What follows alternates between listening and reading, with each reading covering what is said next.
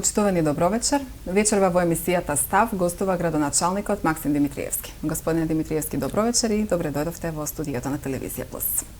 Добро вечер и на вас. Благодарност за поканата и секако поздрав до нашите сограѓани и до сите гледачи на Телевизија Плюс Куманово.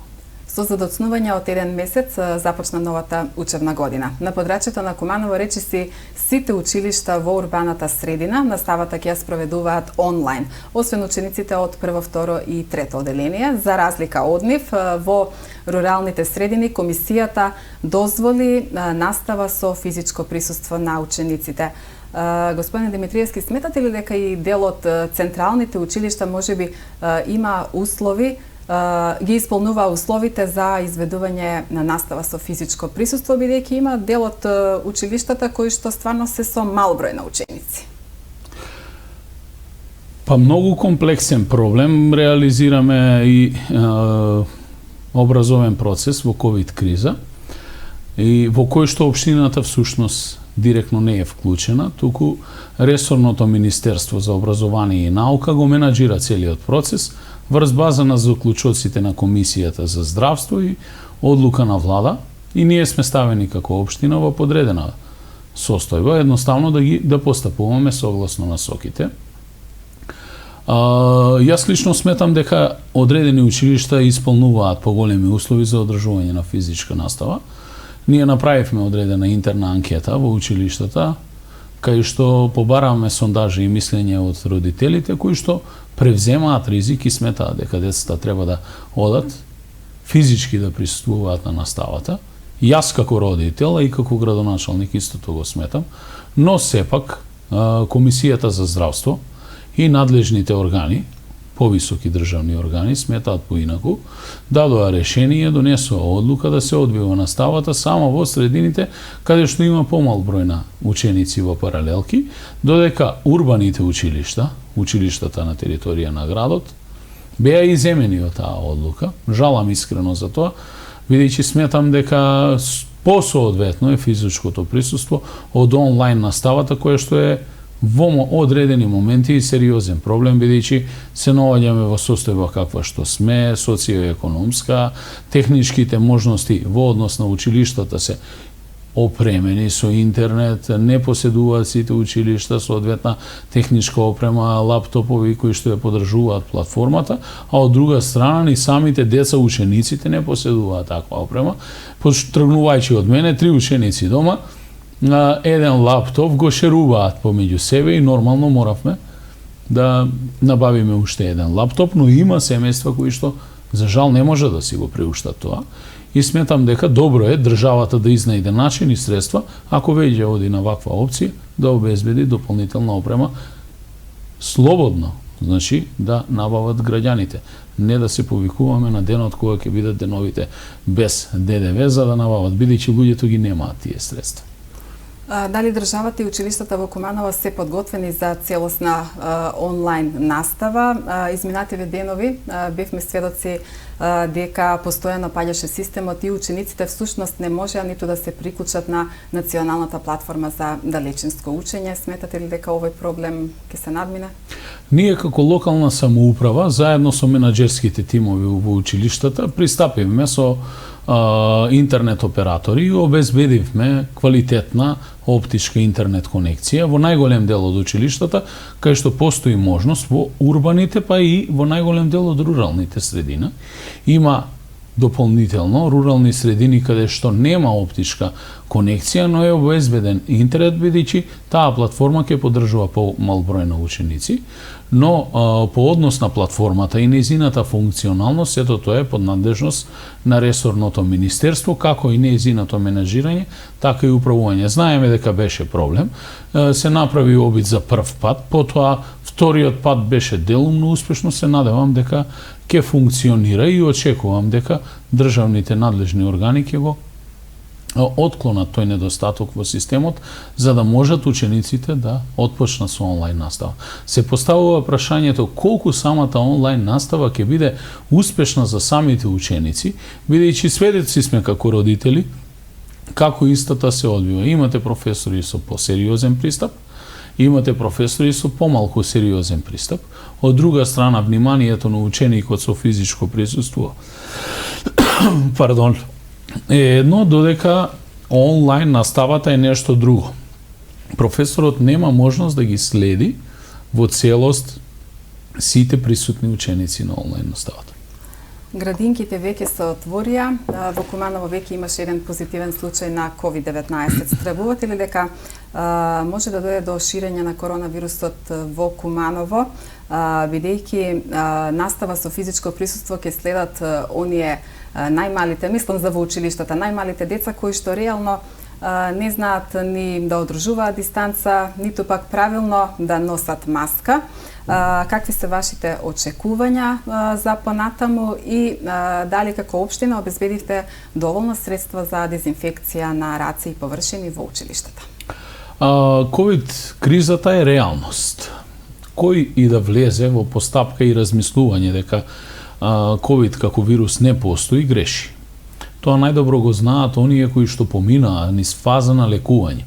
Имате асимптоматски и симптоматски случаи, и симптоматските случаи, особено оние кои што беа хоспитализирани во болниците, повеќе од јасно име дека тоа е реалност, биќе се соочуваа со сериозни здравствени проблеми.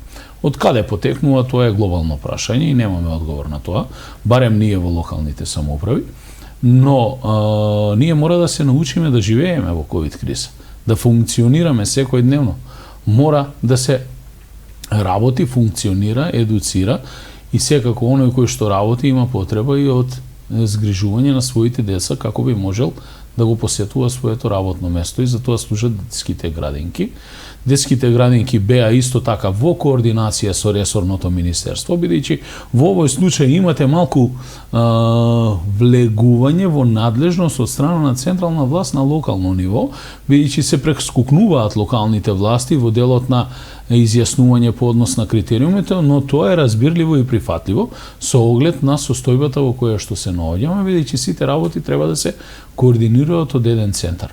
Но детските градинки тргнаа со работа и функционираат. Ги поздравувам сите вработени во детските градинки, имаат дополнително поминато обуки и едукација како да се однесуваат во самата ковид криза, да ги почитуваат протоколите, а секако дека ќе имаме позитивни случаи, и во случај на позитивен случај не само во детските градинки, туку и во училиштата се произнесуваат надлежните здравствени органи, тоест епидемиолозите кои што работат на територија на општина Куманово. Има ли доволно средства за дезинфекција на раце и простори во училишта? Во неколку наврати набавивме, значи, средствата за дезинфекција. Во моментов даден беше налог на училиштата со сопствени средства, бидејќи за прв пат после многу години училиштата немаат долгови од над 2 милиони евра, како што затеков ситуација, него се во позитивно салдо и многу мал број на училиштата имаат финансиски обврски, значи добија налог да набават дополнителни средства и дополнителни количини мерни апарати за температура и така натаму, а општината обезбеди дополнително средства кои што вчера, тоест пред 3 дена беа дистрибуирани до училиштата пред самиот почеток на школската година, така да од тој аспект училиштата се обезбедени. Како ќе функционира процесот во самите училишта, ќе го следиме. На стартот на новата учебна година има реакции од родителите во врска со училишниот превоз. Се знае ли кога ќе започне училишниот превоз? Училишниот превоз е ставен во функција и истиот функционира и треба да функционира, доколку има одредени поплаки од страна на родителите, треба да се обратат во училиштата и училиштата да реагираат кај операторот. Доколку операторот не извршува својата функција, така како што е предвидено согласно договорот, ние ќе го раскинеме договорот. Од март наваму, учениците со попреченост буквално беа исклучени, да не кажам, во на образовниот процес. Деновиве општината потпиша договори со 17 образовни асистенти во рамки на програмата Општинско корисна работа. Реално бројката е мала, но дали вие како општина може да побарате дополнително ангажирање на образовни асистенти кои што би ги обезбедило Министерството за труд и социјална политика, бидејќи вие како општина веќе се трудите? Имаме сериозна бројка на наши сограѓани, лица со попреченост, особено ученици, кои што треба да ја посетуваат наставата. Тие изоставуваат наставата исто како и нивните соученици.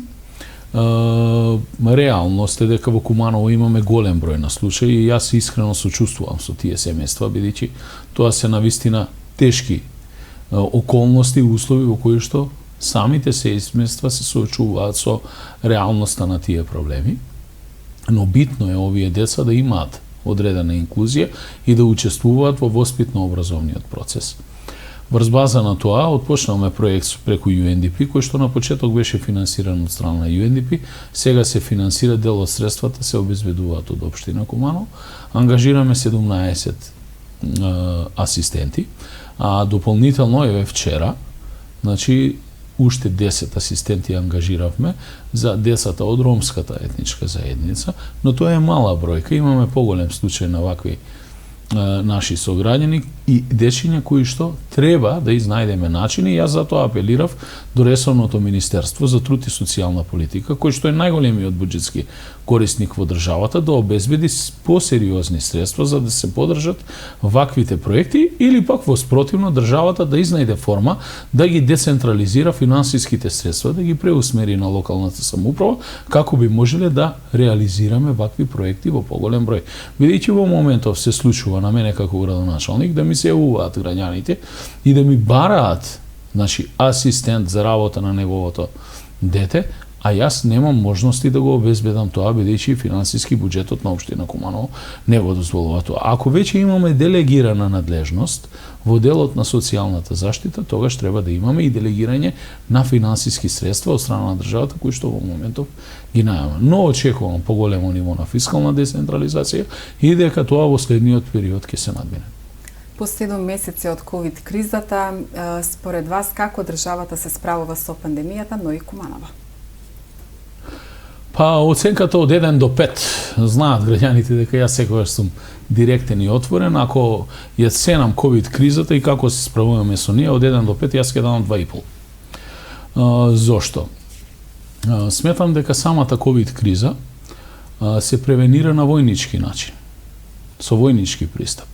Ако имате случај на епидемија, а поранешна Југославија е во општо познато дека случајот на епидемија со варичела тогаш беше решаван на таков начин, пристап и е учен и изучуван во учебниците по медицинските науки, како еден од најуспешните во светот, како се има справено тогаш на СФРЈ со една епидемија. Значи, вие правите целосен карантин, првите 15 и дополнителни 15 дена за изолација на вирусот. Ние, за жал, тоа не го направивме на територија на цела држава. Имавме мерки кои што беа рестриктивни, делумно рестриктивни и либерални, но тоа што се случи, затоа и нашите активности како општински штаб за заштита и спасување на почетокот беа така ригорозни, интензивни, со масовни дезинфекции и дезинфекции на јавни прометни површини, воведување на асистенти за помош на стари изнемоштени лица, ограничување на движење, секако побарање на владата, кога некогаш излегуваше во пресред, во одредени моменти сметаше дека нема потреба за тоа. И денеска се прашувам зошто одредени мерки кои што беа преземени за Дебар не беа преземени за Куманово. Што е разликата помеѓу кумановчани и дебарчани? Таму се покаже тој проект за успешен, во Куманово не беше применет. Но како и да е, ако одите во борба против епидемијата, тогаш треба да правите 15 дени целосна изолација на сите, изолирате градови, региони и потоа ја изолирате целата држава. И тоа се случува 30 дена. Потоа ја браните државата од надвор, да не ви се внесува епидемијата, а доколку имате во одредени региони, села, градови и така натаму, ја лоцирате и ги изолирате, не дозволувате да ви се шири во рамките на инкубацијата на вирусот. Сега имаме еден ретроефект. Во континуитет епидемијата ни кружи. Зошто? Се покажа дека и оние симптоматски и асимптоматски вируси, антителата исчезнуваат како заштита на организмот и дополнително може да се случи повторно да бидете заразени од самата епидемијата. И ова може да се случува до бесконечно се до моментот додека не биде откриен на вакцината. Но факт е дека ние мора да живееме, да изнајдеме начин како да живееме, да функционираме и мора короната да прифатиме за реалност, а при тоа строго, ригорозно и многу дисциплинирано како граѓани со изградена самосвест да ги почитуваме мерките кои што доаѓаат од здравствените работници и Комисијата за здравство. Првенствено, држење на дистанца, како јас и вие вечерва, на повеќе од 2 метри, и дополнително носење на заштитна маска кога се наоѓаме во групи. Сите останати мерки се однесуваат во делот на беспотребно неизлагање на ризик. И затоа апелирам до сите да ги почитуваме мерките и да се придржуваме кон нив. Јас сум бил и се уште се чувствувам како млад човек, но сепак треба да внимаваме на сопственото здравје, да правиме редовна дезинфекција, да ги користиме сите оние средства за дезинфекција кои што се ставени во јавните објекти, јавните простории, бидејќи тоа е добро. Добро е за сите нас, додека трае целиот овој процес на епидемија, не само во Македонија, туку пошироко на ниво на пандемија на светски размери. Како ковид кризата се одрази врз економијата во Куманово? Па се чувствува, значи пат на економијата, дури се чувствува и социјоекономскиот момент кај граѓаните паѓа. Тоа најдиректно општината го чувствува со намалени приходи по однос на плаќање на основните давачки на граѓаните, а тоа се даноците и таксите. И тоа е разбирливо во вакви услови, но сепак мора да кажам дека има компании кои што прават сериозен профит во овие моменти, особено компании кои што се занимаваат со производство на средства за дезинфекција, хемија, дополнителни хемиски препарати, фармацијата и така натаму.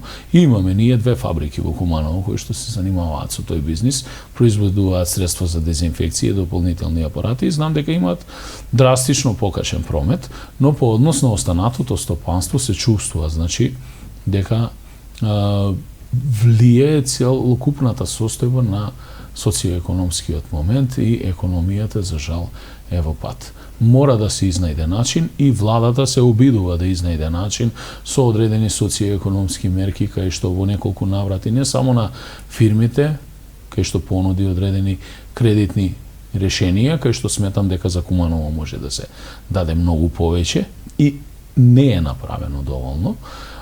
Едноставно се помогна и на граѓаните со давање на картичките, но целиот процес на издавање на картичките требаше да се регулира на друг начин, за да не се создава оној метеж пред банките и пред другите институции.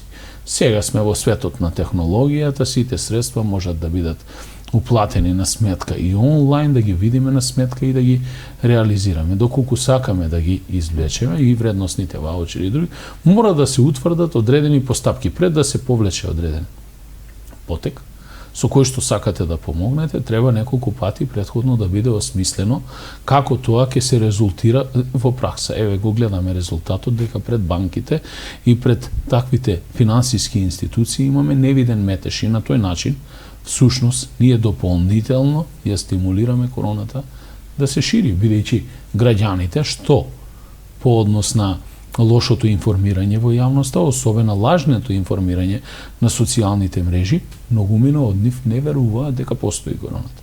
Јас најодговорно тврдам дека короната е реалност. Сум разговарал со многу сограѓани кои што поминале низ болниците, низ процесот на лекување, кои што имале сериозни проблеми и ден денеска некои од нив имаат сериозни проблеми, затоа им препорачувам на сограѓаните да се сочуваат самите себе си, бидејќи друг никој нема да ги сочува толку колку што самите себе си може да се сочуваат. Кога сме кај економијата, да ја спомнеме индустриската зона Новине кај Речица, има ли интерес од домашни и странски инвеститори да вложуваат во индустриската зона? Има ли некои најави? Ова беше затечен проект кој што стагнираше. Се обидовме и со помош на државата. Значи, направивме инвестиција од над 20 милиони денари за поставување на основната елементарна инфраструктура на првиот патен пристап во индустриската зона. Пред неполни 2 недели, ја завршивме првата фаза. Сега, следната фаза е јавна презентација на дел од индустријската зона, низините можности и услови за инвестирање. Секако ќе бидат поканети на тој состанок сите представници на стопански комори, бизнис заедницата, сите заинтересирани субјекти кои што се јавиле до сега и има интерес, и сите економски аташеа од дипломатско-консуларните представници што во државата, и воедно на тој состанок ќе бидат презентирани условите под кои може да се конкурира за добивање на парцела за градба на одреден капацитет, економски, стопански капацитет. Има интерес. За жал, морам да кажам дека голем број од локациите во самата зона се уште не се расчистени до крај од страна на општината по однос на собственоста на земјиштето, бидејќи се случува да одредени парцели во зоната, одредени мали делчиња припаѓаат и на приватни лица. Тука ќе мора да направиме експроприација како општина, па дополнително потоа да распишеме конкурс за јавно надавање за стекнување на право на собственост во одредена локација од страна на потенцијален инвеститор, но имаме и слободни локации кои што јас ќе се обидам до крајот на декември да ги пуштиме на јавна лицитација првите, за да видиме како ќе се одвива целиот процес. Инаку претходните планови беа тоа да се случи во мај месец, но за жал оваа ковид криза ги пролонгира сите тие наши активности. Предлогот за долгорочно задолжување на општина Куманово деновиве повторно се најде пред советниците. Претходно општината организираше јавна расправа на која што граѓаните, иако имаа можност, сепак не дискутира во однос на ова долгорочно задолжување. Кажете ни кои би биле бенефитите од ова задолжување на државата, што е она што ќе се направи со тие средства? Па тие се многу значајни средства за нас. Не од аспект на големина, бидејќи општината веќе е финансиски стабилна од март месец навамо. Ние ја деблокиравме општината и тоа после 8 години за релативно краток период и ги вративме сите опрски долгови на општината кон граѓаните кои што имаат тужено општината и кон сите доверители кои што имаа одредени побарувања и ги исплативме сите камати. Значи, општина Куманово во моментов е финансиски консолидирана и стабилна и со право можам да кажам дека дури сега, после 2,5 години, неполни 3 години од мандатот, јас се чувствувам како градоначалник. Претходно се чувствува во подредена состојба со многу фрустрации, бидејќи имавме сериозни финансиски проблеми. Таква не е состојбата за жал во јавните предпријатија, но ќе се обидеме и се обидуваме да им помогнеме да излезат од криза, бидејќи јавните предпријатија се всушност предпријатија даватели на јавни услуги. Ако не се обидеме да ги докапитализираме, да ги обезбедиме нивните капацитети да бидат поголеми во делот на давање на јавните услуги, тогаш не сме направиле ништо. Општината е мајка за јавните предпријатија, а тие се даватели на услуги на граѓаните. И токму поради тоа, уште пред 3 години, на самиот почеток на мандатот, аплициравме преку Министерство за финансии до Светска банка за добивање на средства за долгорочно задолжување. Тоа беше за општината во однос на нашиот буџет мал дел на средства, нешто над 60 милиони денари, каде што аплицираме со неколку проекти. А тоа е обезбедување на опрема за јавните предпријатија која што ќе се користи за изградба на нова подземна и надземна инфраструктура, чистење на диви депонии, градење на гасоводна мрежа и пајак возило за дополнително обезбедување на и регулирање на сообраќајот. Сето тоа се проекти кои што ќе бидат корисни за решавање на многу сериозни проблеми. За нас сметаме, ако домаќински се води и се менаџира една фирма, а општината е една голема фирма, со намалување на трошоците, а зголемување на продуктивноста, особено намалување на трошоците во делот на тендерските постапки. И она што значи екстра профит за компаниите кои што се даватели на услуги, тогаш тие вредности можат да останат во јавните предпријатија и во општината и да се направи многу повеќе. Како успеавме да ја деблокираме општината? Со тоа што направивме транспарентни јавни набавки и на одредени јавни набавки имавме заштеда и до 40 и 50%. Тие заштеди остануваа во општината и сушност со истите планирани средства плаќаме дел од старите долгови. Дополнително ги зголемивме сопствените приходи на општината по основна даноци и такси, бидејќи имаше дел кај што отпишавме даноци и такси на граѓаните, но имаше дел кој што општината мора согласно законот, без разлика кој да е градоначалник, да ги наплати. Во случај да не ги наплатите и да не ги извршите, подлежите на кривична одговорност, како што има и случај сега на поднесена кривична пријава за одредени лица кои што не правеле извршување, но се надевам дека истата ќе резултира со позитивен епилог. Но пак да се вратам на кредитното задолжување, овој кредит стриктно е наменски за зголемување на капацитетот на јавни предпријатија.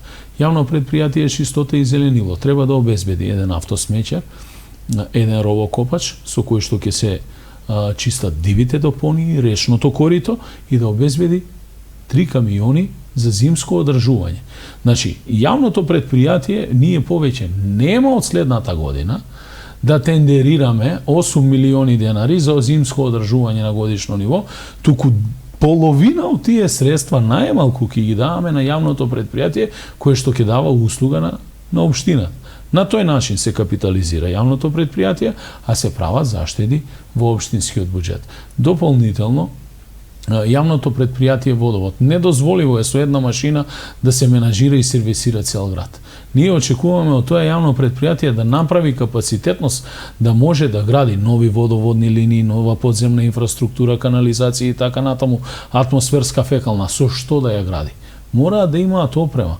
Обезбедуваме дополнително робокопач, а дел од возилата кои што ќе ги има Чистота за зимско одржување, бидејќи во зимскиот период немаме прекопи, во летниот период ќе се користат исто така со договор за услуга од страна на јавното предпријатие Водовод.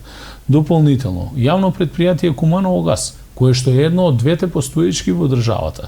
Другите општини немаат се уште навлезено во процесот за дистрибуција на газ до крајните корисници. Не може да создава и гради собствена гасификациона мрежа врз база на тоа што услугите за завршните работи во инсталацијата ќе ги дава само на надворешните оператери, кога може да обезбеди едно возило со кое што ќе работи и дополнително возило со кое што ќе монтира гасоводна мрежа. И сосема на крајот. Сите граѓани на сите анкети, кои што ги направиме како општина до сега, изрично велат дека во Куманово постои сообраќајен метеж и хаос, сообраќајна некултура, и јас се согласувам со тоа. За да се спречи истата, повеќе од неопходно е пајак возило кое што уредно, доколку полицијата извршува својата работна задача строго професионално, неселективно ќе ги санкционира непрописно паркираните возила.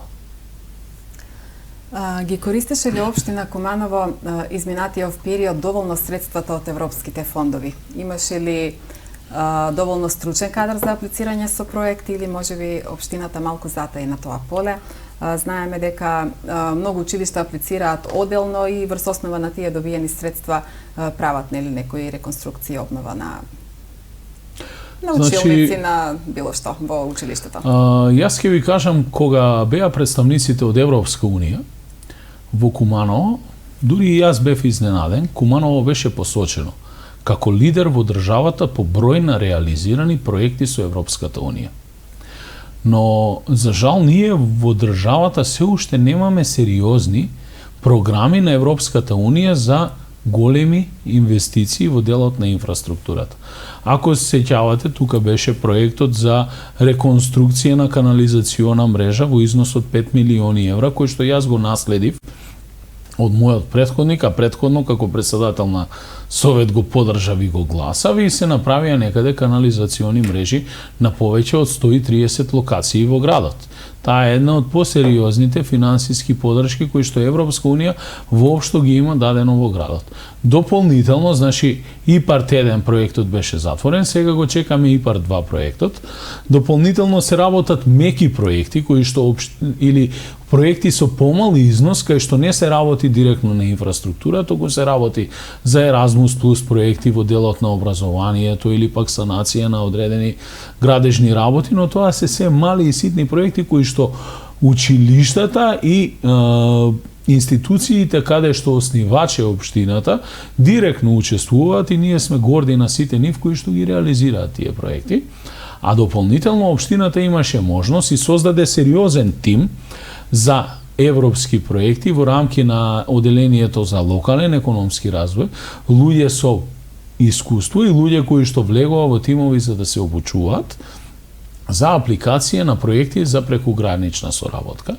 И ние успеавме до сега, значи да сработиме директно, реализиравме еден проект, тоа е изградба на кровот на градскиот пазар и дополнително сега во моментов реализираме уште 3 други проекти со општина Гнилане. Едниот проект е целосна изградба на партерно уредување на спомен костурница со изградба на нови спортски терени и амфитеатар, и другиот проект е изградба на атмосферска канализациона мрежа зад градската џамија во Куманово, се до излезот доле кај автобуска станица и градскиот парк, и кога ќе биде завршен тој проект, потоа ќе биде реконструирана и таа улица и ќе навлеземе во инвестиции на градскиот парк. Тоа се два проекти со прекугранична соработка финансирани од Европска унија, кои што ние ги сработиме со општина Гнилане од Косово, кај што аплициравме заедно и ги добивме тие средства. Сега во моментов е тендерската постапка, со имплементацијата треба да почнеме некаде во ноември и да ги имплементираме следната година. Другиот проект, кој што го добивме исто за прекугранична соработка со Република Бугарија, со општина Дупница, тоа е реконструкција на поранешниот хотел Солун, кој што се наоѓа на Горички Сокак, или локацијата кај што е сместено Сдруженијето Запфрст. Претходно го дооткупивме целосно објектот со одлука на Совет и кој што е во 100% собственост на општината, и истиот потоа ќе биде користен за функционирање на невладиниот сектор во истиот објект, а ќе биде изграден онака автентично како што е планирано. Господине Димитриевски, има ли општина Куманово финансиска моќ да инвестира во градинки, во проширување, доградба, евентуално нова градинка, и од друга страна има ли најава од владата дека можеби ќе се инвестира во изградба на нови градинки во Куманово? Реално потребата е голема. Да, имаме реална потреба за изградба на детски градинки, но за жал не поседуваме таков финансиски капацитет за такви капитални инвестиции во делот на изградба на детски градинки, изградба на нови основни и средни училишта, бидејќи средствата се сериозни, но ќе се стекнеме со таков капацитет. Ако продолжиме вака да функционираме како општина, ќе можеме да се стекнеме и со таков капацитет, со сопствени средства, за неколку години да изградиме детска градинка. Постојат програми во владата, но за жал до сега немаме се уште инвестиција од страна на ресорното министерство. Гледаме дека по некои градови се работи, но факт е дека Куманово има сериозни урбанистички проблеми од аспект на неможност на корекција на генералниот урбанистички план, кој што сега отпочнавме да го работиме конечно, и верувам дека ќе снајдеме начин со ресорното министерство за транспорт и врски да го исфинансираме заеднички во следните 3 години новиот генерален урбанистички план.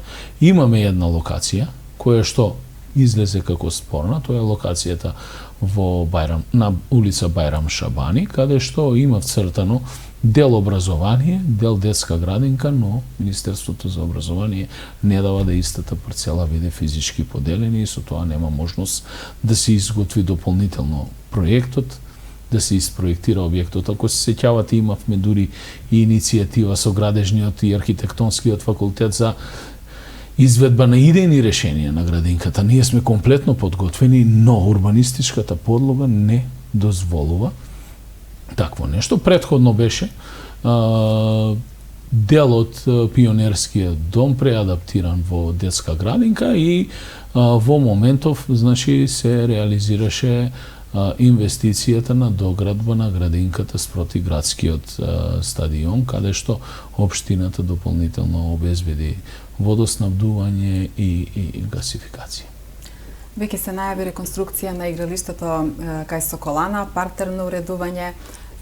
Има ли шанси, може ли да се врати стариот сјај на Соколана, како на времето кога Соколана беше центар на сите спортско и културни испитнувања и случувања во градот? Па мора да се врати. Многу ентузијастички влеговме во тој проект Соколана. Знаете, не само Соколана, сите спортски објекти во општина Куманово кои што им припаѓаат на граѓаните, за жал беа подзаборавени со времето и дадени на одредени концесионери кои што не ги исполнуваа своите обврски кон државата и договорите и доведени во таква состојба каква што се денеска. Си поставив за цел како градоначалник да тоа што е на граѓаните, направено од граѓаните и за граѓаните им се врати назад. И конечно успеавме во таа борба. Ги вративме спортските објекти, почнувајќи од Соколана, спортската сала, градското стрелиште, кое што повеќе за жал не постои воопшто како објект, целосно е руинирано.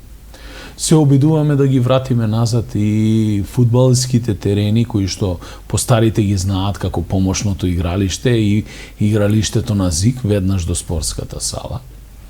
Водиме спор со концесионерот на таа локација како општина и Државната агенција за стопанисување со спортски објекти паралелно. Има многу голем број на нерегуларности, имаме испратено и писмо и пријава до основното јавно обвинителство за тој случај и паралелно го вратиме конечно и градскиот стадион. Но за жал, тие објекти сега се на директен финансиски терет на општината, целосно се руинирани и треба да се вложат огромни средства, првенствено да се обезбедат, да бидат безбедни како објекти, за да не се повреди некој таму. Ако отидете на градскиот стадион, ќе видите една руина, не смеете да се качите на трибината, доколку се качите на трибината и паднете, некој треба да поднесе одговорност за тоа. И во следниот буџет ќе предвидиме дополнителни средства за делумна санација на сите тие постоечки објекти и етапно во фази. Веќе обезбедивме средства за изградба на и партерно уредување на игралиштето кај Соколана, тоа е игралиштето за мал фудбал и за ракомет своевремено, со изградба на трибини. Постапката е во тек.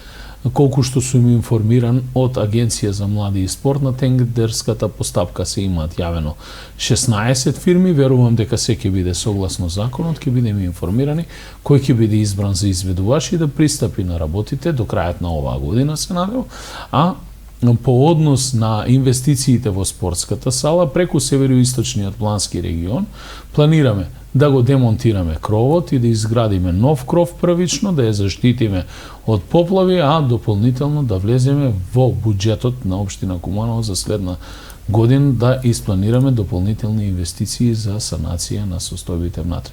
Инаку претходно од буџетот на општина плативме проект за реконструкција на спортска сала, кој што чинеше некаде над 2 милиони денари и ќе одиме во фазна реализација. За целосна реконструкција по сите можни стандарди на спортската сала ни се потребни некаде повеќе од 260 милиони денари, што се огромни средства.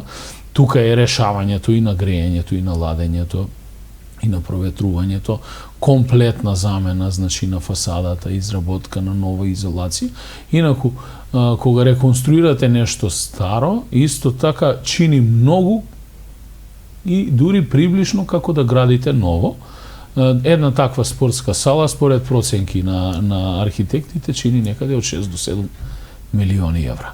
Но, ќе се обидеме и ќе го дадеме својот максимум да обезбедиме средства и полека да ги ставиме повторно во функција тие објекти. Горд сум, особено за Соколана, бидејќи сите емотивно сме врзани за тој момент и верувам дека заедно со ентузијастите во овој град и со подршка, ако е потребно, на бизнес заедницата ќе навлеземе и до нејзина реконструкција. Нарачавме проект за реконструкција на објектот.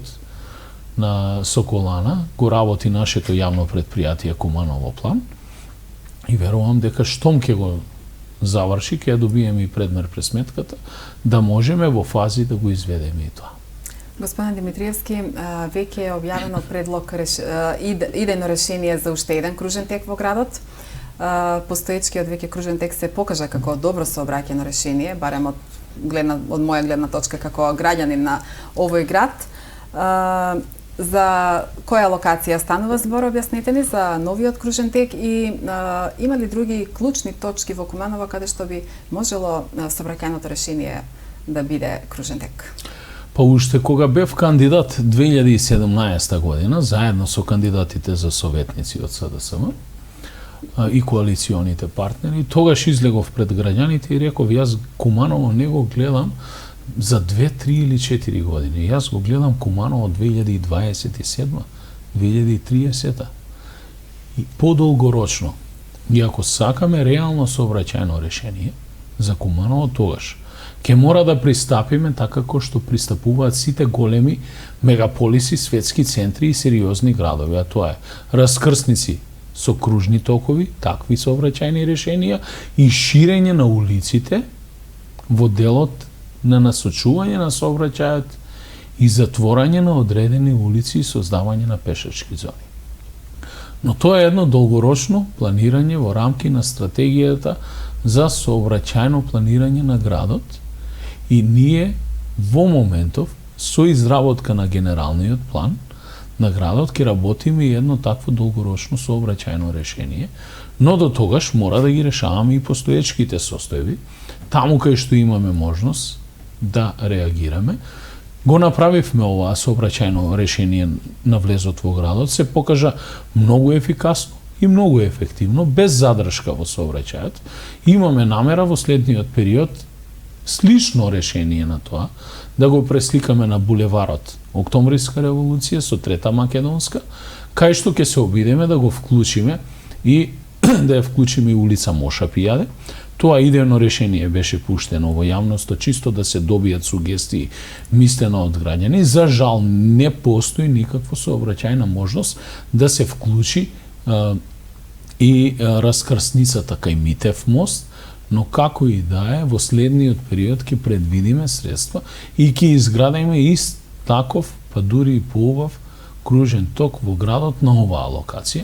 Следниот план е да се насочиме кон решавање на раскрсницата Гоце Делчев, Трета Македонска ударна бригада, Зелениот пазар и Октомвриска револуција кај автобуската станица и кај бензинската помпа. Тоа се некои точки каде што Куманово, според моите видување, визии, секако со подршка на советниците од општина Куманово, би требало во овој момент да има кружни решенија. Инаку, што поголем број на кружни токови како решение и стврлување на семафорите, тоа значи помалку пари за тековно одржување на семафорите и по големо убрзување на сообраќајот.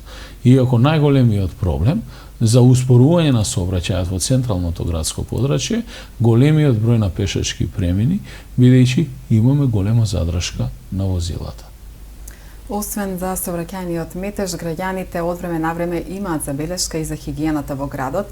Факт е дека во последниот период, година-две, хигиената е подобрена, но сепак има забелешки дека во одделни делови од градот, при градските населби, сметот не се изнесува редовно. Од друга страна, мислам дека има тендер за набавка на подземни контейнери. Дали доколку ова се оствари, ќе се, така да кажам, ќе се ослободат камионите и ќе има поредовно изнесување на сметот? Значи, факт е дека граѓаните ја приметуваат разликата, дека нивото на хигиена е подобрено, но јас лично како градоначалник не сум задоволен и сметам дека можеме да направиме многу повеќе на тоа поле. За жал, тоа јавно предпријатие Чистота и зеленило е во таква финансиска кондиција, со таква кадровска поставеност каква што е затечена. Се обидуваме да ги промениме работите и како што знаете, секое лето во одреден временски период има проблеми со изнесување на смет. Зошто? Последниот пат кога беше поставен новиот ВД директор, ние во рамки на јавното предпријатие, поради одредени мотиви од страна на поединци, беше стимулиран штрајк токму во најтоплите денови, и тоа е еден тих штрајк, ненајавен, каде што добар дел од вработените, кои што на времето зимаа многу помали плати отколку што зимаат денеска, иако сметам дека и денешните плати се мали, но тоа е реалноста, тие се можностите на предпријатието, влегоа во еден незаконски штрајк и неколку дена имаше сериозни проблеми. Јас секојдневно добивам пораки од граѓаните каде што имаме локации да не е изнесен сметот. Многу пати тоа е од објективни причини, затоа што особено за малите улички, ако вие ги расфрлате возилата по малата уличка кај што не може да влезе возило на чистота и зеленило да го подигне отпадот, тогаш ќе остане неизнесен сметот. И тука треба да постои свест кај нас граѓаните, но од друга страна има и субјективни причини од страна на луѓето кои што го работат тоа, ќе го изнесат контейнерот, нема да го соберат сметот околу контейнерот. Но мора да нагласам дека проблемот со депонирање на смет е сериозен во делот на нашата самосвест. Па ние во самите контейнери, кои што се предвидени за исфрлање и депонирање на комунален отпад, депонираме градежен шут, во зимскиот период депонираме сето онаа што ќе остане во грејните тела, така натаму, доаѓа до опожарување на контейнерите. Депонираме секаков вид на смет кој што го чистиме дворот, особено тоа беше интензивно во периодот на корона кризата, кога сите седевме дома, па знаете, контейнерите беа константно полни. Од усисивачи, фрижидери, троседи, двоседи, мебел и така натаму, до се и се што. И апелирам, значи, јавното предпријатие има таква услуга, се порачува, значи, дополнителен контейнер, не чини многу, се плаќа и се изнесува таквиот смет. Или доколку е потребно да го депонираат истиот, нека го прават тоа со дополнителна најава во јавното предпријатие. Бидејќи ние изфрламе и изнесуваме комунален отпад и плаќаме за тоа. Ке ме праша некој, па зошто да плаќаме толку? Па комуналната хигиена и комуналното живење е обврска на сите и тоа чини. Ако ги земеме сметките во одредени други земји во соседството, ќе видиме дека таквите комунални давачки се многу повисоки од колку кај нас. Ако сакаме да имаме чиста животна средина, да живееме во еден урбан, модерен, среден, чист град, првенствено ќе мора да внимаваме на хигиената и онаа што ние како секојдневни чинители го правиме. Воспротивно, колку и да одржува, колку и да чисти, самото јавно предпријатие и луѓето таму кои што даваат надчовечки напори во дел на озеленување на градот, гледаме дека нешто се движи, се случува, се озеленуваат нови зелени површини. Сега ќе правиме дополнителна јавна набавка за обезбедување на високо квалитетни садници. Ни дојде компанија од Хрватска која што даде анализа видување на состојбите на зеленилото во Куманово, кои што дадоа своји препораки, какви дрвја, на кој начин да се пресадат, да се обноват. Еве сега првото пресадување на садници ќе го имаме на Спомен Костурница, каде што дел од садниците ќе ги пресадиме на останатите локации и ќе направиме дополнително пошумување, за да може да се расчисти просторот и да се изградат дополнително спортски терени, трим стази за трчање, за пешачење и така натаму, но сепак зависи од нас поединците. Знаете, се создава чувство кај мене како градоначалник. Јас зборувам без пардон, многу директно.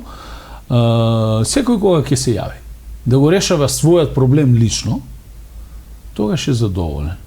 Кога ќе треба да се погледне општиот интерес, општото добро никој не го интересира. Пример ќе ви давам. Изградивме тротоар во населба Рајкова куќа на улица 100. Кај што беше мисловна именка своевремено да се изгради тротоар поради големи финансиски издатоци. Најголем дел од локациите кои што добиле градба за изградба на објекти, не само таму и во останатите населби и во диво населје, тоа го направивме на Тодемендо, значи немаат платено 100% комунали за изградба на објекти.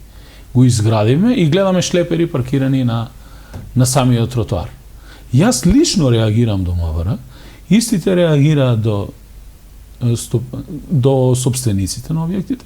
Замислите, добивам пораки во инбокс. Кој си ти да те интересира или да ти смета мојот телефон? Мојот камион, пардон. Значи, тоа е апсолутно недозволено. Апсолутно недозволено. Треба да постои свест.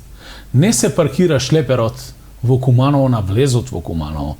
Кога ќе дојдете како возач од странство, го паркирате на влезот во Куманово, туку се паркира на уреден терминал, каде што се плаќа 200 до 300 денари од ноќ за престој на тоа тешко возило, а не да влегувате во градот со влекач и така натаму. Па до вчера пред спортската сала беше паркинг за паркирање на тешки товарни возила. Значи, со големи маки, во соработка и интервенција директно кај полицијата, успеваме да ги менажираме тие процеси. Пак ќе кажам, тоа зависи од сите нас. Ако вие сакате нешто да сторите, јас како градоначалник нити можам, нити пак би успел да постигнам сите да ги спрешам, нити пак ги имам тие механизми. Треба да функционираат институциите на системот. Посебно полицијата, за која што се покажа дека кога сака, и како може да биде проактивна, но за жал не често сака. И јас не сум задоволен од работењето на сообраќајната полиција во нашиот град. Затоа што не само што постапува селективно, не реагира во сите делови на градот подеднакво, значи нередовно се присутни на терен, а јас очекував од Министерството за внатрешни работи да имаме теренски полицаец во нашето мало, така беа проектирани проектите. И затоа сметам дека е недозволиво селективното постапување. Вчера, тоа е завчера, се покажа акцијата на МВР во Куманово како успешна. Зошто? Имаме посета од некој висок функционер полициски во Куманово, кај што беа растршани сите полициски службеници и кај што се пишуваа казни на граѓаните, и тоа траеше еден ден. Јас не барам моите граѓани да се казнуваат. Јас барам да се опоменуваат и да се казнуваат и да се санкционираат оние граѓани кои што прават прекршоци во сообраќајот. Директно, континуирано ги повторуваат. Вие имате голем број на поединци во нашиот град кои што ја паркираат своето возило пред кафичот кај што секој дневно пијат кафе, а проблем е за нив, возат коли од по 20, 30 и 40 илјади евра, а проблем е да ја паркираат колата на катната гаража која што цел ден стои празна на вториот спрат, која што изградивме за тоа, и тешко им е да платат цена за паркинг по ниска од кафето кое што го пијат. Тоа е менталниот склоп, тоа е менталниот проблем. Јас со тој ментален склоп не можам сам да се изборам. Но верувам дека во овој град постојат поголем број на вакви истомисленици со кои што ќе успееме, ние мораме да успееме да го промениме менталниот склоп кај сите нас. Во спротивно, што ќе се случи со нашиот град? Па ние можеме да изградиме идеална инфраструктура. Далеку сме од тоа, но можеме да изградиме. На децата во наследство ќе им оставиме одредени навики кои што се порозни за општеството и кои што го прават труло и го уништуваат во целост. Затоа што секој од нас не го чувствува општото добро за заедничко добро. Тротоарот е на сите нас. Немој да го уништуваш, немој да го газиш. Дрвцата кои што беа засадени минатата година беа уништени од страна на несовесни поединци. Во цела населба Карпош. Значи, по цела должина, над 20 високо квалитетни садници. Истото се случи и на други локации. Зошто? Па само минатата година направивме акција за пошумување на ридот во населба Гоце Делчев зад гробиштата. Половина од садниците физички не се веќе таму. Една садница чини повеќе, една ниско квалитетна садница со која што пошумуваме ридови и така таму чини некаде од 120 до 150 денари. Тоа е проблемот. Додите и да ги извадите, тоа се случи и на Спомен Костурница. Кој тоа го прави? Па ние треба сите да дадеме допринос да градот ни изгледа поубаво, бидејќи Куманово е убав град. Кога ќе го погледнете Куманово од птичја перспектива, снимен со дрон, значи тоа изгледа прекрасно. Но треба да се спуштиме внатре и да го уредиме сите заедно. Општината не може да направи толку колку што може да биде уништено од страна на несовесни граѓани. Погледнете го паркот Последниот парк кој што кај спортската сала го изградивме. Направиме 3 фонтани, ниедна не функционира. Сите се целосно уништени. Зошто? Сите ѕидови искшкртани со графити. Апелирам до младите луѓе што го прават тоа, да не го прават тоа. Зошто? Детските игралишта, детските корнери, па предвидени се за користење на деца до 14 години, а не да ги користат поединци кои што се полнолетни и така натаму. Па видите, може би тоа во моментов на нив им е забавно. Во тој период на години се 18, 19, 20. Но еден ден кога ќе станат родители, ќе бидат свесни дека тоа што го правеле било погрешно. Но зошто? Да им го ускративаме правото на овие деца кои што се сега, да не ги користат. Слично се случи и со играчките за лица со посебни потреби кои што ги направиме на градскиот кеј и на одредени други локации. Истото се случи и во градскиот парк, каде што добивме донација од страна на невладина организација. За жал, тоа е голема е сеопштата неодговорност кај сите од нас. Јас апелирам да се надминеме себе си и да дадеме допринота. Да не се прашуваме што тоа општината направи за нас. Туку да се прашаме првично, а што тоа јас направив за мојата општина? И тогаш ќе дојдеме до ниво кај што сакаме да бидеме. Што тоа? Едно кревање на смет од земја и фрлање во канта, кои што во најголем дел во минатото ги немавме во градот, а сега беа поставени повеќе од 100 само во оваа година. Замислете, првата година кога станав градоначалник, поставиме 20 канти на градскиот плоштад. За една недела беа сите уништени и искршени. Зошто? Кој ги искрши? Каде е Министерството за внатрешни работи и сите тие припадници на Министерството за внатрешни работи да ги санкционираат тие постапки? Имаме огромни проблеми со делот на заштита на јавниот имот. Видете, нема ни еден расчистен случај до сега. Јас добивам во инбокс слика од полнолетно лице, кое што се има качено на новото игралиште, кое што го направивме за баскет кај спортска сала, на самиот кош во обрачот седнал и се сликал. Тоа било интересно. Не, тоа е срамно. И за него, и за неговите родители.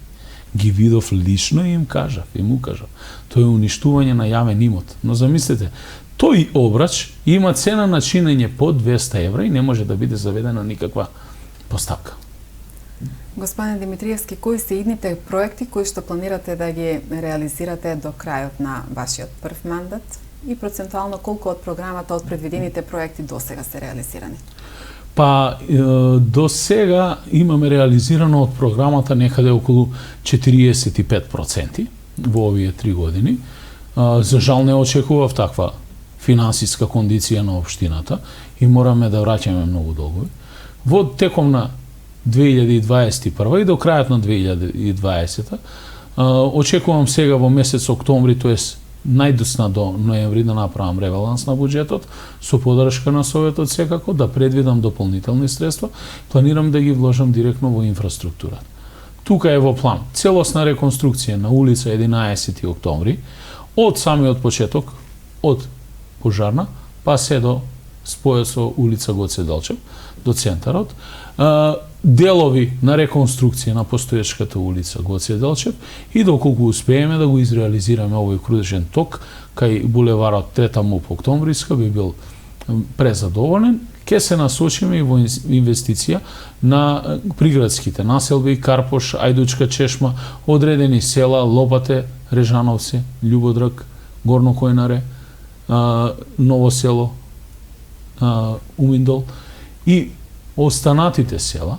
Имавме капитални инвестиции во некои села и така натаму, да не ги набројувам сите, пошто бидејќи за некој ден ќе излезам со комплетен извештај што тоа општина Куманово има сработено во последните година дена. Тоа вообичаено го правам некаде околу 17 октомври и тоа на пресконференција заедно со советниците ќе го представам и со дел од мојот тим. До сега имаме реализирано повеќе од 200 инфраструктурни проекти во градот за овие неполни 3 години и ќе продолжиме со тоа темпо. Желбите се големи, но во теком на 2021 и можностите ќе бидат малку поголеми во однос на минатото. Исто така, да не заборавам, во план сме во средните училишта да инвестираме во изградба на спортски игралишта, создавање на нови спортски капацитети. И тоа изградба на спортско игралиште, отвореното спортско игралиште во средното техничко училиште Наце Буѓони, во Перо Наков и во гимназија Гоце Делчев, а во овој изминат период од 3 години успеавме да изградиме со поддршка на Министерство за финансии, Министерство за образование и наука и финансиски средства дополнителни од општината, 3 училишни спортски сали, и тоа во основно училиште Јероним де Рада во село Черкезе, средно економско училиште за албански наставен јазик паралелките во поранешна касарна Христијан Карпош и техничкото училиште кое што после 60 години доби нова училишна спортска сала. И ќе продолжиме да инвестираме во спортските капацитети, бидејќи сметам дека младите луѓе треба да излезат од дома и да се вратат на улица, како тоест на игралишта, спортски терени, како што некогаш ние тоа го правиме во деца. Очекува ли општина Куманово поголема финансиска поддршка од владата со оглед на тоа што беше најавувано дека државата треба да му се одолжи на Куманово? Па како беше фразата? Македонија му должи на Куманово, и јас се уште ги држам за збор моите колеги, другари, сопартици кои што ја практикуваат централната власт, затоа што навистина Македонија му должи на Куманово. Ако ме прашате колку тоа се разложи во овој период, имаше инвестиции, не можам да кажам дека немаше.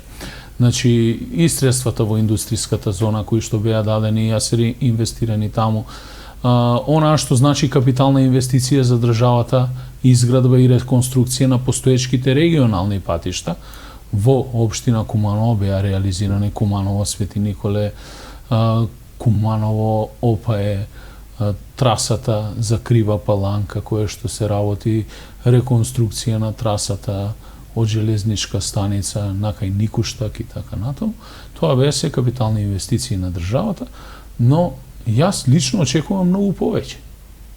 Затоа што Куманово е најголемата општина во државата и според приходите кои што ги дава во државата и процентот на ДДВ-то, даноците кои што граѓаните ги плаќаат, тогаш очекувам и соодветен пристап и поголеми средства назад. Имаме високи функционери во централната власт. Спремен сум, подготвен сум цело време, лобирам, апелирам, нека излобираат да донесат поголеми средства. Дури имавме и технички премиер и очекував многу повеќе. Се надевам дека во следниот период од позициите кои што ги имаат ќе се заложат дополнително да се обезбедат дополнителни средства и вредности за да се инвестираат во нашиот град. Бидејќи Куманово навистина ја има задолжено Македонија многу и кумановските граѓани. Од историски аспект, да не зборувам што не се случуваше 2000 година, кога водата беше исклучена, никогаш не добивме никаква репарација од државата за тој хуманитарен проблем кој што беше премолчан и онаа што се случи 2015 година, кога имавме мини-дводневна војна. Затоа Куманово заслужува многу повеќе. Дополнително заслужува затоа што Куманово под лидерство на Зоран Дамјановски Циц 13 години, 11 години беше опозицијска општина, во која што од тогашната власт не беше закована ни една шајка во градот. Затоа очекуваме да ни се врати.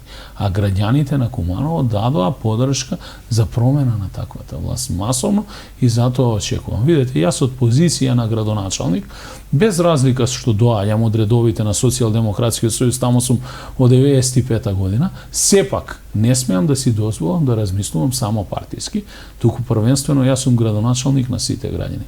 За мене се исти и СДСМовците и ВМРО-вците, и они од ДУИ, и од Алијанса, и од БЕС. За мене се исти сите граѓани, подеднакво ги сакам и ги почитувам, ги спроведувам партиските програми на партијата и секако се носам со истите и ги поддржувам, но морам да имам и ќе имам секогаш еднаков пристап кон сите граѓани. Каква е соработката со вашите сопартици на локално, но и на централно ниво? Па соработката е различно, зависно од периоди како што оди, во зависно од барањата какви се, но она што е најбитно стратешки, а тоа е во делот на програмските определби, се држиме заедно. Инаку Социјалдемократскиот Сојуз, за разлика од останатите партии, е демократска партија, каде што имате право на одредени ставови, видувања, различни мислења, доаѓа до конфронтации и различни мислења, и тоа е евидентно дека се случува, но секако програмата е таа и идеологијата е таа која што сите нас не обединува, тоа се покажа и на последните избори. Добивме поддршка од граѓаните, но она што сум изненаден и како човек, но и како политичар, е дека граѓаните буквално знаат се. Буквално знаат се до секој детал и јас тоа го почитувам. Значи, за мене приоритет број 1 се граѓаните, граѓанскиот, националниот, државниот, локалниот интерес, а потоа партискиот. Господин Димитриевски, против вас беше поднесена и кривична пријава за непостапување според здравствени прописи за време на епидемија, која што подоцна беше отфрлена. Што се случува во меѓувреме? Презедовте ли нешто од ваша страна? Што се случува едноставно? Па, многу тешка тема за мене. И како и секогаш и во овој случај на вашето прашање ќе одговорам, иако се води истрага и не би сакал да излегувам со многу детали. Се работеше за чист монтиран процес. И тоа го потврдија сите истраги во рамките на Министерството за внатрешни работи, на моје барање со внатрешната контрола. Најде 4 одговорни лица во редовите на Министерството за внатрешни работи, кои што по налог на повисоки органи имаат напишано кривична пријава против мене и другиот член на штабот господинот Горан Стојановски. Јас сум убеден и оваа работа ќе ја терам до крај. Бидејќи со истата сакаше, во јавноста имаше за цел да ми направи лична деградација и дискредитација и на личноста и на позицијата која што има. А мислам дека се работеше мотивирано поради лични недоразбирања. Интригите никогаш не сум ги почитувал во политиката. И јас ќе се борам отворено и транспарентно до крај. Ќе стасам таму до кај што сметам дека треба да се стаса, а тоа е правдата и вистината. Имаме професионално обвинителство, ја отврли пријавата во моментов во рамки на обвинителството за гонење на организиран криминал е поднесена пријава и се води постапка против лицата кои што ја имаат составено кривичната пријава и ќе се повикаат на одговорност доколку обвинителството процени да злоупотреба на службата должност и овластување и лажно поднесување на пријава. Но ова не е првата пријава која што ми ја имаат воопшто поднесена. Ми имаат поднесено и претходно од страна на МВР пријава, истата паднала, имало поднесено и граѓани кои што сметале дека бидат обесправени, па е поднеле пријава, па дополнително следува на тоа одговор со пријава и така натаму. Секој може да ви поднесе пријава. Вие знаете тука дали сте чист пред себе и пред Бога и пред законот или не. Јас знам дека Максим Димитриевски е чист во своите намери. Јавно и транспарентно да работи, да дава отчет на граѓаните и да ја следи својата конечна цел, а тоа е да го види Куманово и да ја види Македонија како поубаво место за живење. Господин Димитриевски, пред самиот крај на емисијата, се подготвувате ли за втор мандат? Доколку да, со кои проекти ќе ја барате поддршката на граѓаните на локалните избори наредната година? Амбициите се неспорни во политиката, но треба да имаме и реални согледувања. Вршам анализи, анкети, го сондирам јавното мислење. Чувствувам поддршка кај граѓаните, но сепак за кандидатурата последниот збор го има партијата и секако на крајот граѓаните. Има многу шпекулации во јавноста, сакам да ги отфрлам сите шпекулации. Максим Димитриевски е член на СДСМ од 95 година. И Максим Димитриевски ќе се бори за демократска партија, државотворна партија во рамките на партијата и дополнително ќе се бори за градот и за државата и граѓаните. Дали имам амбиции за втор мандат, тоа ќе го кажат анкетите и сондажите. Моите амбиции треба да бидат базирани врз база на реални согледувања. Но самиот факт кога влегуваме во една кампања за кандидат за градоначалник, кој што трае 4 години, а самата програма е базирана на реализација на проекти на 2, 4 и 8 години, се подразбира под дефолт, доколку граѓаните ја ценат и ја гледаат вашата работа во претходниот период, да побарате и втор мандат. Но пак ќе кажам, ќе ги запазам сите процедури од етичко-моралниот аспект во делот на согледување на сондажата на јавното мислење, а подоцна и секако партиските видувања, анкети, мерења, сондажи, мислења, бидејќи не секогаш и убеден сум не на секој му одговараат профили на политичари како што е Димитриевски да бидат на позициите таму каде што е, но за жал ќе ги разочарам. Сигурен сум дека ќе успеам со мојот концепт, затоа што Македонија, тоа е Куманово, треба да биде поубаво место за живење и мора да се стави крај на приватизација. Не само на партиите, туку и на институциите, бидејќи ние денеска имаме на многу државни и локални нивоа узурпирани институции од страни на поединци. Ние сме да им служиме на граѓаните, не се граѓаните тука поради нас. Во текот на мојот работен ден многу пати се случува фрустрација и кај мене. Еве денеска имав случка и искрено жалам за тоа. Од 8 до 8:34 наши сограѓани дојдоа кај мене и побараа помош. Јас ги разбирам. Помош лична, вработување и така натаму. Неизлегување од општината, една господја, еве јавно и се извинувам, криво ми е, ме сочека градоначалник, така и така, барам помош за ќерка ми, барам лаптоп за детето. Во тие моменти на фрустрација, недостиг на можности да помогнете, знаете, и се обрати, велам, општината не е биро за вработување. И така е, но се случуваат и пропусти.